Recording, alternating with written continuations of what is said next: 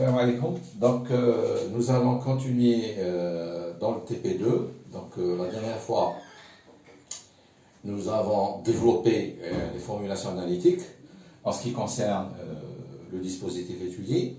Donc, vous aviez deux modèles, le modèle 1 et le modèle 2.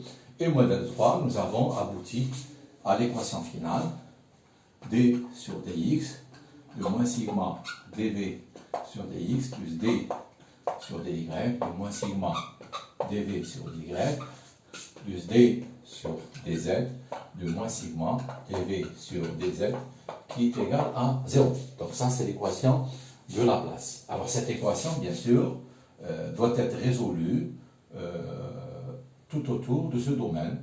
Le domaine d'étude, ça sera une plaque, voilà, avec une certaine épaisseur et qui présente une certaine fissure. Donc la plaque, elle a une longueur L, voilà, une section S, bien sûr avec une épaisseur E, les dimensions de la plaque, cette plaque va être résolue. Maintenant, si j'applique une différence de potentiel au niveau de la plaque, entre ce point, ou bien entre cette surface et cette surface, il est clair que le courant va circuler dans ce sens. Maintenant, si je considère le système cartésien, X, Y et Z, dans le triangle X, Y, Z. Donc, le courant, puisque V, le potentiel V, qui va être appliqué sur les deux faces, est une grandeur scalaire, donc ce n'est pas une grandeur vectorielle. Donc, ce qui nous intéresse, c'est de voir quelle est la grandeur vectorielle, comment va se propager le champ électrique, puisque V, c'est une grandeur scalaire. Donc, E, ça sera égal à moins gradient de V, c'est-à-dire c'est la dérivée de V qui va nous donner le champ électrique. Le champ, il aura une composante suivant X, une composante suivant Y et une composante suivant Z. Donc si le champ, il a trois composantes EX, EY, EZ, donc forcément J, la densité de courant, aura aussi trois composantes, puisque la densité de courant, elle est proportionnelle à la valeur du champ électrique E via la conductivité électrique. Donc sigma, c'est la conductivité électrique. Si vous voulez, sigma, c'est l'inverse de la résistivité électrique. C'est 1 sur ρ. Sigma, c'est 1 sur ρ. Maintenant, si dans ce cas-là, le courant, il circule dans ce sens, donc forcément, la composante J, donc nous allons avoir Jx, Jy, Jz. Donc, si le courant circule dans ce sens, forcément, la composante Jz, elle est égale à 0. Elle est nulle. Il n'y a pas de courant suivant Z. Le courant circule suivant X et sur Y, puisqu'il va avoir ce sens, X et Y. Donc, si la composante varie suivant Z, donc la dérivée de V par rapport à Z, elle est nulle.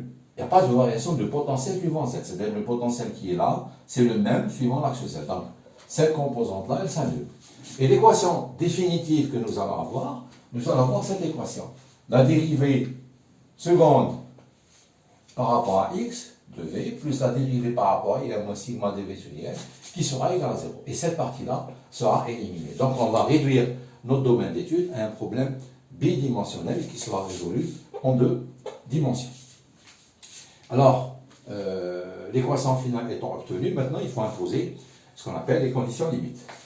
Alors, les conditions limites possibles que nous allons avoir, comme je l'ai dit, comme nous l'avons déjà vu dans le mode électrostatique, vous avez deux types de conditions limites. Vous avez les conditions limites de type Dirichlet. Donc, on impose sur le potentiel V. Et vous avez les conditions limites de type Neumann.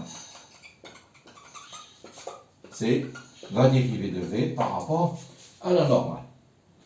Donc, V étant une condition limite de type Dirichlet et dV sur dN étant la condition limite de type Neumann. Alors, condition limite de type Neumann, vous avez deux types. Vous avez condition limite de type Neumann homogène, dV sur dN égale à 0, et condition limite de type Neumann non homogène, dV sur dN différent de 0. Donc, pour notre cas-là, ce cas précis, les conditions limites que nous allons avoir, puisque le problème sera réduit à un problème bidimensionnel.